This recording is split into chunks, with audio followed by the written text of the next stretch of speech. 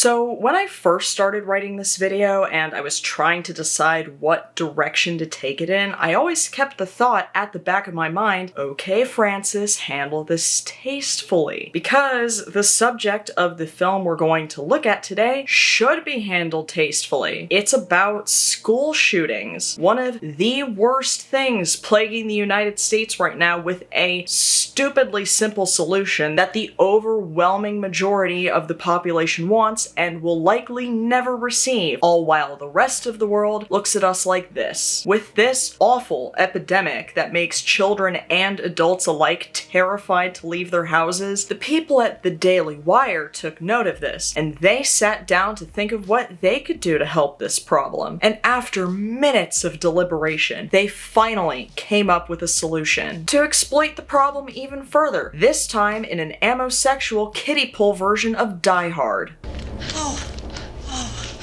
I was praying that was you. That's right, good bitches. World-famous hall monitor Ben Shapiro and his usual gang of idiots acquired the rights to Run, Hide, Fight before they started making original content like Shut In or whatever the fuck Gina Carano is up to at the moment. They took one look at the script and were like, we're gonna need some tissues. Some lotion would be nice. Sorry. This movie's just a real jerk-off. Jerker! Tearjerker. It's a real tearjerker. Since these postmodern Puritans won't stream porn on their website lest that make them enjoy life in some way, this little gunsploitation flick is the next best thing for their target audience. Needless to say, they did not handle this tastefully. And you know what? Neither will I. Because fuck the Daily Wire and fuck this movie. Greetings, my good bitches. The name's Francis, Coke Francis. I'm an editor, comedy writer, drag artist, and I'm here because my outfit actually has nothing to do with today's video, but I'm sure the people at the Daily Wire would find some way to be offended by it. Similar to Stop, Drop, and Roll, the original term Run, Hide, Fight refers to the active shooter safety training they do in schools nowadays, because apparently this is a thing we need. The movie Run, Hide, Fight was highly divisive between critics and audiences, according to Metacritic and Rotten Tomatoes. Granted, there isn't a large amount of critics watching these movies in the first place, but the Daily Wire can always rely on their untidy group of internet fascists to fight in their army. What is up, fellow American? Are you tired of review bombing The Boys because it took you 3 fucking seasons to find out it was making fun of you? Awesome! Keep up the great work. Now, channel that energy into review bombing this movie, but this time, just make sure you keep a blind sense of loyalty to a group of multimillionaires who actually don't give a fuck about you. You know who they are, you silly slut. The ones who gaslit you into thinking their content doesn't have an agenda because it's an agenda you agree with. Oh, and while you're at it, I know you're already paying for an annual subscription to our streaming platform, and I get it, you're already paying for that. Why should you have to help college students not be saddled with debt for the rest of their lives? No, but seriously, buy this mug and beer cozy that say liberal tears and whatever else you want to help substitute for an actual personality. We got you covered, buckaroo. It's true, they said that. Listen, these dorks don't care about facts, I don't care about their feelings. They get to speak their minds, and I get to capitalize off of it. And they love capitalism. It's a win-win. So without further ado, let's get into part 2 of Apparently the Daily Wire Makes Movies Now, featuring Run, Hide, Fight, written and directed by Kyle Rankin. Oh my god, of course a Kyle made this movie. But before we do, if you're a fan of watching a very tired drag queen talk about nerd shit forever, I ask that you please fight back against a school shooter by whipping out your gun. By gun, I mean your penis, but only after unzipping your pants and dick slapping those like and subscribe buttons as hard as you can. Now, if you truly want to appreciate Run, Hide, Fight and all of its production lore, I gotta give you some tea. Specifically about film producer, founder of Cinestate, and former publisher of Fangoria magazine, Dallas Saunier? Is that how you pronounce it? I don't care. Dallas and his business partner Adam Donaghy, who looks like if Subway Jared actually worked at Subway, produced a large number of independent films before 2020, and they had earned themselves a fairly good reputation. That is, until Mr. Donaghy was accused of sexual assault. Like, a lot of sexual assault. So much so that he actually earned the nickname the Harvey Weinstein of Dallas. By Dallas, I mean the city. And, unsurprisingly, Dallas the guy turned a blind eye. And he turned a blind eye to all of the sexual assaults on the sets of his films because it wasn't exclusive to Donaghy. Always the charitable bunch, the Daily Wire became a sort of foster home for problematic celebrities who had been recently shunned by Hollywood, usually for silly, trivial mistakes like comparing being conservative to being a Jew during the Holocaust, or being totally aware of many assaults happening on the sets of their films and not giving a single iota of a fuck. But The Wire loves every racist and rape apologist no matter how big or small, and will always welcome them to their family with open arms. And after this whole debacle, Dallas became their newest little stepchild. Adam Donaghy was actually arrested at one point, but was released after posting a $25,000 bond, and has since then never faced any consequences for literally raping a child. And it looks like Dallas finally found a place where he belongs. Everyone got what they wanted in the end, it seems. Now that he's in a safe space to do so, Dallas has had the privilege of slapping his name on every Daily Wire film like a kid at Wahoo's who was given too many stickers. And Run, Hide, Fight was one of the first. A Bonfire Legend film. Rated G. OP.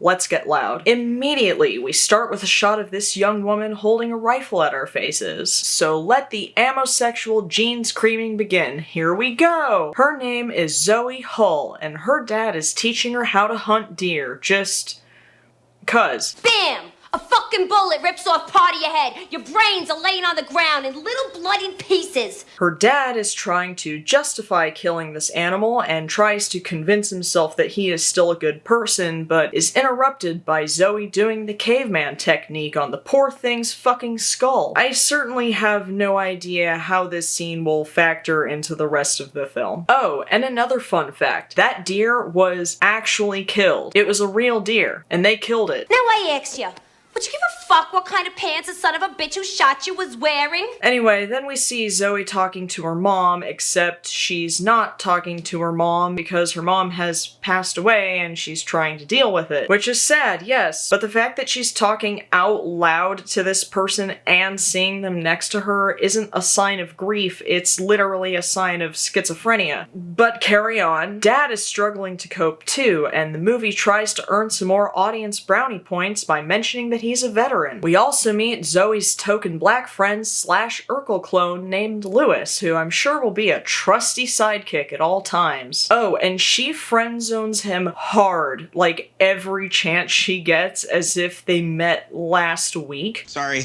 not breaking, just entering.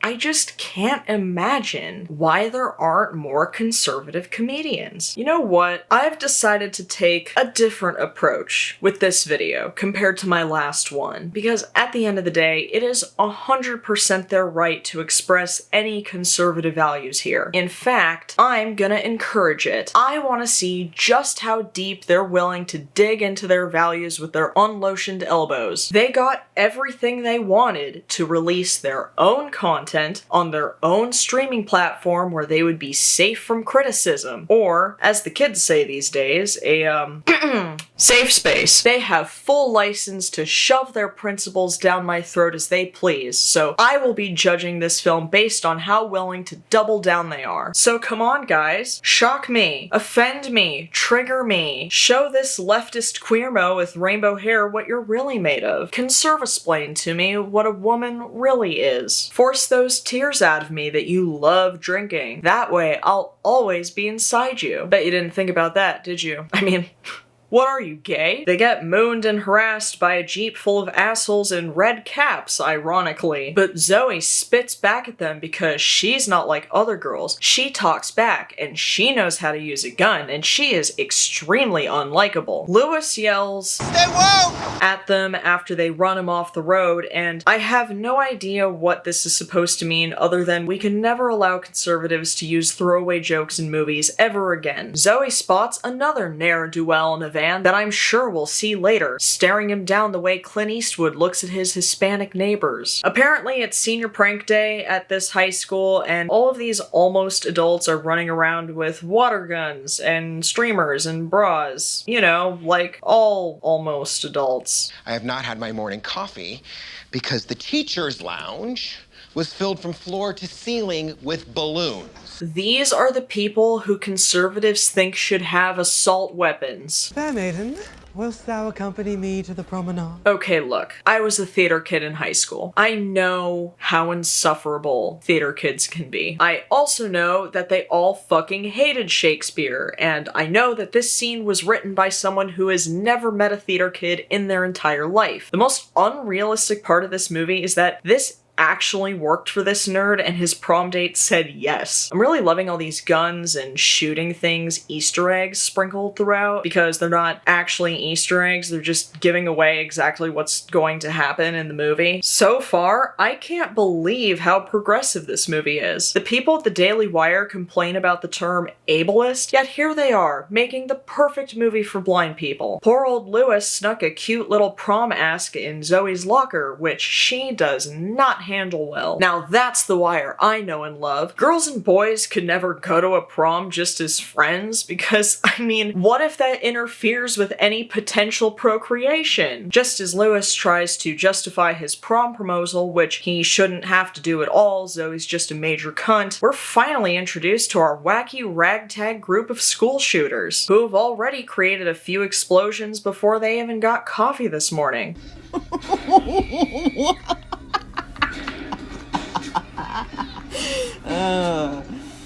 And it begins. Oh. We've actually seen them all already because, again, no need to subvert expectations for the people who will actually enjoy this movie. But first, I have to cringe into absolute oblivion from this line.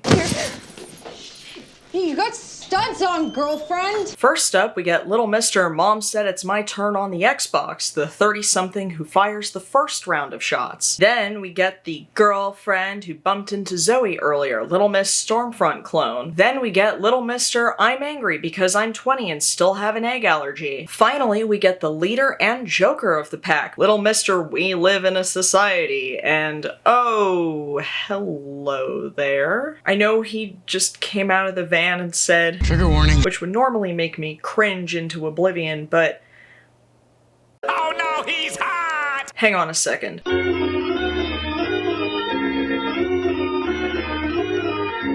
Oh, thank God, he's almost my age. What? What? You mean to tell me you've never simped for a hot school shooter before?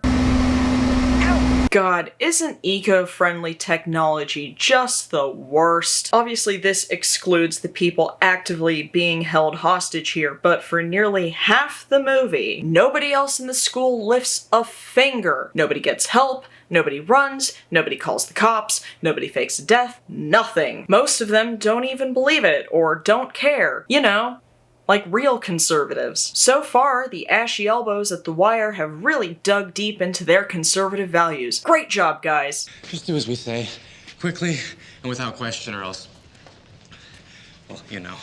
Anything for you, King. Too bad his cohort here, who looks like a cross between Crab and Goyle, is a bit too trigger happy. If he keeps up this nonsense, he'll make a great cop someday. Okay, I don't care what kind of gun he has. There is nothing about Mr. Allergies here that is even remotely intimidating. All of his victims will die from laughter before he can even gun them down. Listen, I know these jokes are in poor taste, but are they in any worse taste than this movie? There are apparently rats in this building. Why? Why are there rats? There's no way this school would be as functional as it is with rats the size of New Zealand in these John McClane-style vents they got up here. Krigoyle starts hunting down Zoe in the cafeteria kitchen so she can get a good idea of how that helpless deer felt earlier. And this baller lunch lady takes the fall. She deserved better. God damn it. I hate this movie so much. Instagram, Facebook, Periscope, it does not matter to me, all right? Periscope? Is that what the kids use these days? How old is this guy again? Okay, so world's lamest fucking Joker here actually asks the whole cafeteria to whip out their phones and start live streaming this whole event because apparently his sole intention for doing this whole thing is to gain infamy, even though it means if he's caught, he will literally go to prison for life. Is he supposed to be intimidating when he says things like, well, well, well? Tristan? Rob? I'm gonna be honest. This whole scene, the monologues from Bad Joker, the conversation between him and the Uvalde police getting gunned down in the hallway. I don't know what this says about me. Maybe it's because I've had a tough couple of weeks at work and it's 110 degrees out, but this is literally the hardest I have laughed all week. So, Bad Joker here. His real name is Tristan, but I'm not gonna call him that. Bad Joker here is frustrating for me as a villain. He's not evil enough to be truly hateable, but he's also not complex enough to be likable. Let's be real, he's not doing a very good job here, but his screen time is still the most enjoyable thus far, though I'm pretty sure that's because the rest of the movie just makes him look good by comparison. Oh, and, you know, for other reasons.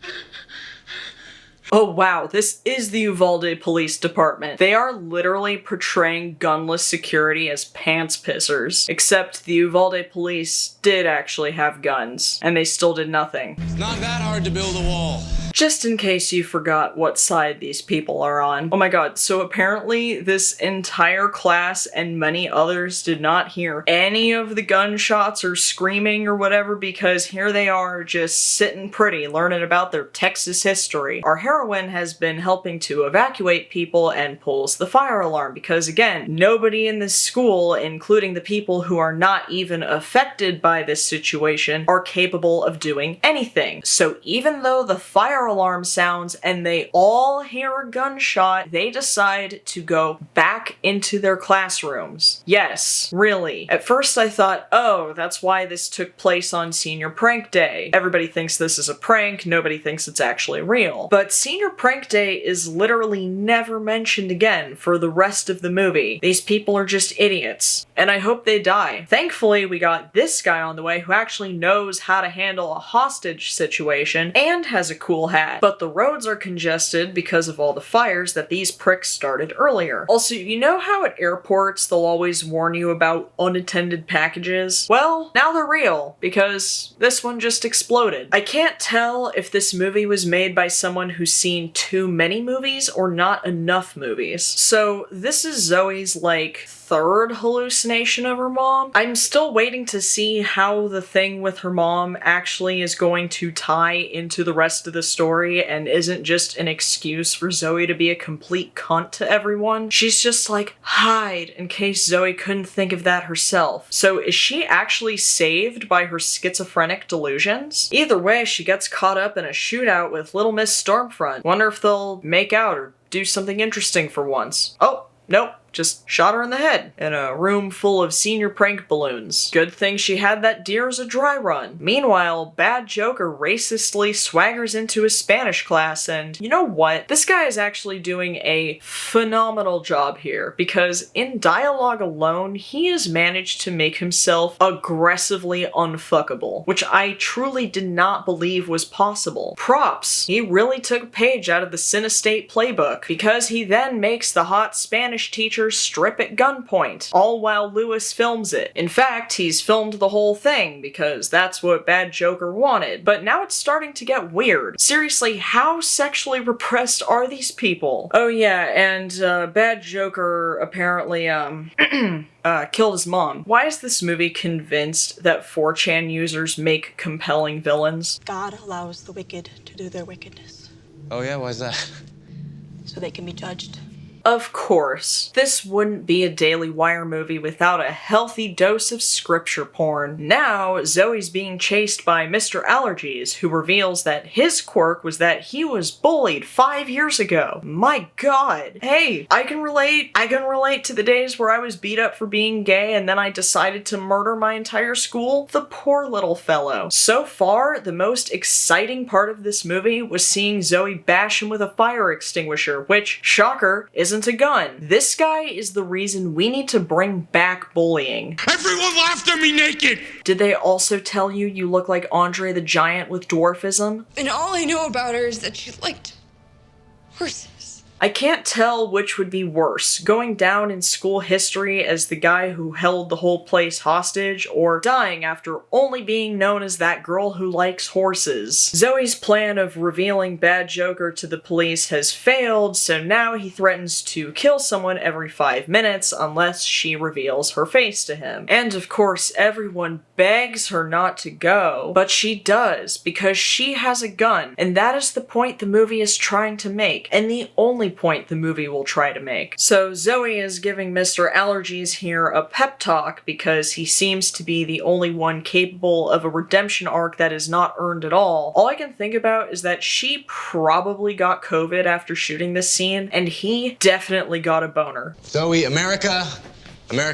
this is Zoe, our guardian angel. Are they saying that as a joke, or is that the point they're trying to make? I literally don't understand. Do these people still think we're going to find this guy intimidating because he over-enunciates words sometimes? Christ, the only people who find this movie thrilling peaked in high school and never left their hometown. So now it's become a contest between which Zoomer will get the most attention. Either the world siding with the edgelord who wants to watch the world burn, or the armed schizophrenic girl with zero character development. Apparently, neither of them realized that everyone actually finds them completely insufferable. But just as Mr. Allergies was about to turn to the good side, he and Krigoyle and Bad Joker get into a Mexican standoff. Except this is America, so they start firing, leaving Mr. Allergies dead and Bad Joker and Lewis injured. Thank God for this movie finally returning to the core heteronormative values, as Zoe and Lewis resolve their relationship that did not matter and nobody cared about, and both admit their feelings for each other because girls and boys can't just be friends. That'd be weird. Anyway, Zoe's dad does what any good father would do and lines up his American sniper shot because he was in the military, and the movie does not want you to forget that. But hey, and I say this with all seriousness, it's still more than the Uvalde Police Department. And he blows away Krigoyle in an act of dad ex machina, but the police still arrest him because, you know, cops. Man, whatever happened to back the blue with these people? Do you guys support cops, or do you support students having access to firearms, the latter of which is the reason any of this is happening? Fucking pick one. So Zoe tries to intimidate him with some nice little cliche action movie dialogue, which actually seems to work on him because he's a little bitch, and she'll save the day entirely because her daddy taught her how to use a gun. Not with wits, not with skill or strategy or anything, just good old-fashioned guns. And she hobbles out with her assault rifle as everyone fawns over their savior. The van was rigged with explosives apparently, and Zoe jams the car in reverse with the gun so that it explodes outside, and who knows how many innocent people out there will die too, but fuck 'em. Boy, is there anything guns can't do? Can we get some fun BuzzFeed life hacks with guns? Maybe some Martha Stewart DIYs with AK-47s? Once again, the cops gun down Zoe because, you know, cops. Why can't this movie make up its mind about fucking cops? And wait,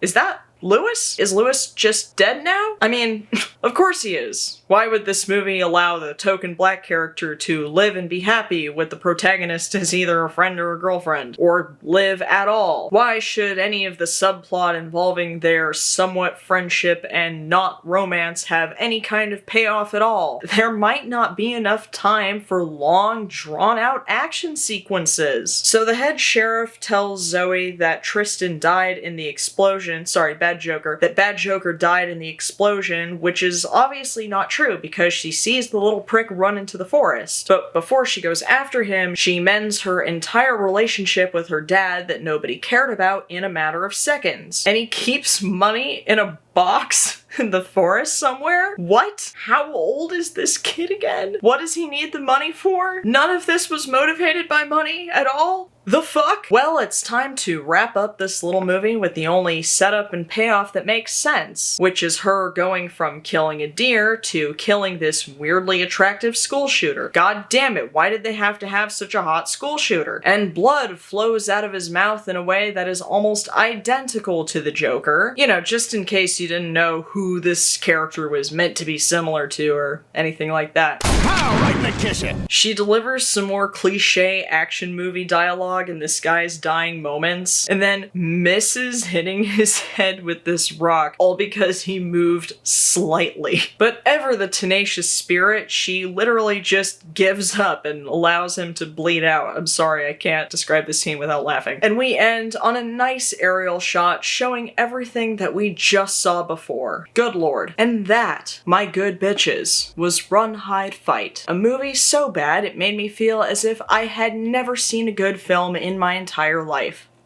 So before I start talking about the obvious pandering to a certain side of the political spectrum here, as a leftist, I would like to make a disclaimer about the aspect of this film which seems to be the most controversial. Because, let's be frank here, a movie trying to pander to a certain audience is not exclusive to the right. We see it every other month in every new Marvel series on Disney+.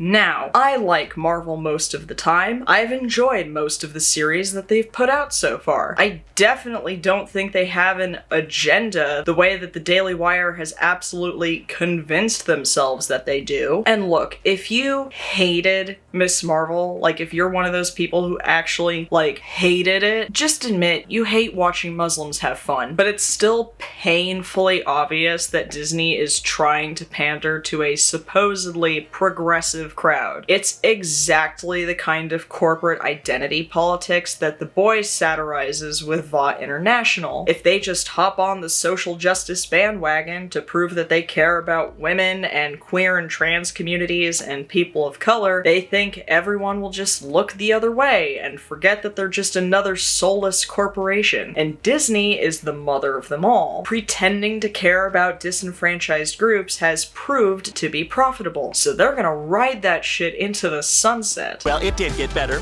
because I got richer. But here's the other thing. Most of the time, people can see right through Disney's bullshit. Leftists in particular don't fall for corporate social justice. They know the company's real intentions, but plenty of us are still able to shut the fuck up and enjoy and/or hate watch the MCU as we collectively roll our eyes at their cringy attempts to jump into identity politics. However, their products don't fall into the category of propaganda, despite the right claiming that they do. They see through the bullshit too, but for reasons that entirely don't exist. Disney is grooming the children. Gays are grooming the children. Disney is promoting gays so that they can groom the children. Similarly to a 7-year-old, they recently learned a new word and are eager to use it as much as humanly possible, despite not even knowing what it means. You think children should be allowed to be another gender? Okay, groomer. Ha!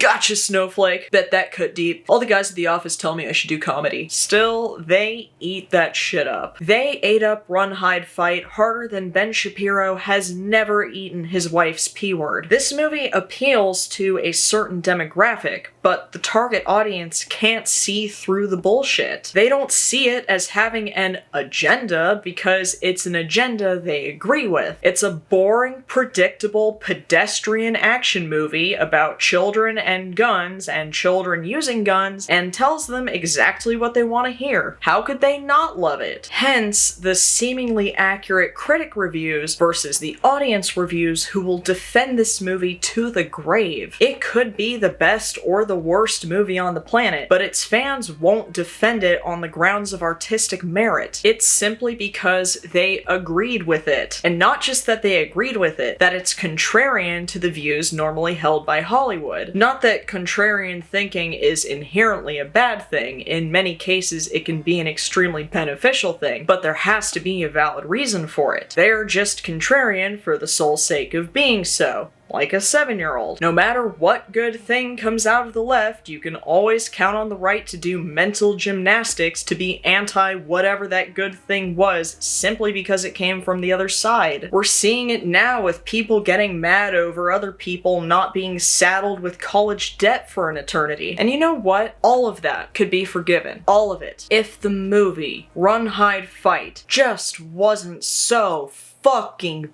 bad. You see, in all the focus making this movie a Daily Wire wet dream, something was lost along the way. Nothing too major, just stuff like the story, the writing, the characters, their development, the suspense, just, you know, all the aspects of filmmaking that conservatives don't care about so long as the end product fits their narrative. Shut In, at the very least, actually had some artistic merit to it. Yeah, it was dumb and I enjoyed roasting the hell out of it, but it was miles better than this movie. And that's likely because Shut In had a competent director, whereas Kyle Rankin's experience is mainly in... Hang on, let me check.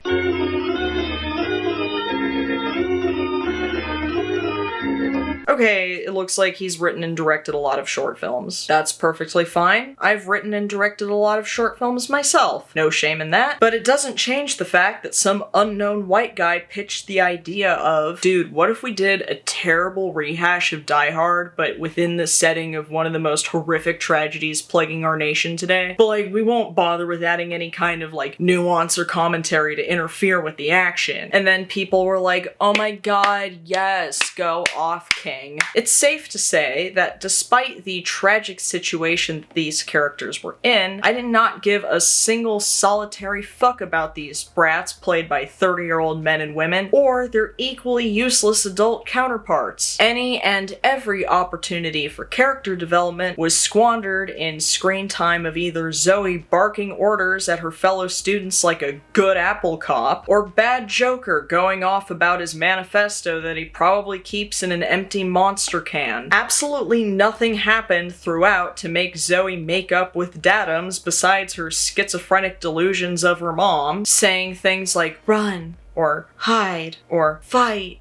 See what they did there? And Dad blowing away one of the shooters with extremely lucky timing. Oh my god, how could I forget the mom thing? Somehow, this movie actually managed to make a cancer death corny. The hallucinations of her mom seem to exist for no other reason except to either pad an already eternal runtime, or to provide a half-assed excuse for Zoe being, and I cannot stress this enough, a gigantic fucking cunt. She never faces her inner demons, she never grows, all she does is cock a gun at cocks with guns. Similar to Shut In, this movie tries to throw a bunch of shocking shit at a wall they built themselves to see whatever sticks. Movie starting to get sluggish? Make the hot Spanish teacher strip for no reason. Main villain too cute to be scary? Make him recite the average 4chan manifesto in a delivery that's half Joker and half asleep. Don't know how to wrap up the relationship subplot that barely even started? Kill off the token black character. Because now, our cunty white protagonist is free to be the good guy with a gun, without any pesky character development to get in the way. Not a single aspect of this film was original, other than the subject matter, which, as I've said before, was in hilariously bad taste. Cats was on Broadway for 40 years, and there was never a musical adaptation until Tom Hooper decided to stick his spotted dick even further into the movie musical biz, not realizing that there is a reason a Cats movie did not exist beforehand. There's a reason no Die Hard ripoffs have been made in the context of a school shooting. Not because nobody had thought of it before, but because enough people had enough judgment to not do it. But not Kyle Rankin. not the Daily Wire. Yeah, but your scientists were so preoccupied with whether or not they could, they didn't stop to think if they should. Moreover, it's just a creatively bankrupt movie for brain-dead people who think they're looking at something provocative and culturally relevant, when in reality, it's doing nothing but exploiting the same children they're so desperate to protect from drag queens, all while taking their children to elaborately decorated buildings and watching shows with men in dresses. Oh, wait. Anyway, now that I just wasted 109 minutes of my life that I will never get back, I want to see a good movie. Specifically, I want to see the winner of my last video's Ben Shapiro dramedy contest. Now, I got some good ones, but I picked this one due to the incredible accuracy. Sir Camera says, Ben Shapiro's unproduced dramedy logline. A conservative student at Harvard Law School observes the everyday absurdities of liberal college students and their elitist faculty members. Of course, he himself never grows or changes. He's always right about everything, and change is antithetical to his ideology. So it's just 25 minutes. So it's just 25 minutes of anti-left satire, capped with 5 minutes of our smart, good, handsome, successful protagonist explaining to his boring girlfriend why they're wrong and he's right. And then he and his girlfriend hold hands. It's the most chaste university set comedy ever made. Shut up and take my money. I've been loving reading these, so if you still have a pitch you'd like to send for Ben Shapiro's dramedy, please leave it in the comments below. Either way, if you leave a comment, I will pick my favorite one and give you a shout out in the next video. Please run and hide from this movie and fight any urges to watch it. But before you do, I ask that you please fight back against a school shooter by whipping out your gun. By gun, I mean your penis, but only after unzipping your pants and dick slapping those like and subscribe buttons as hard as you can. And, as always, until next time, howdy-o.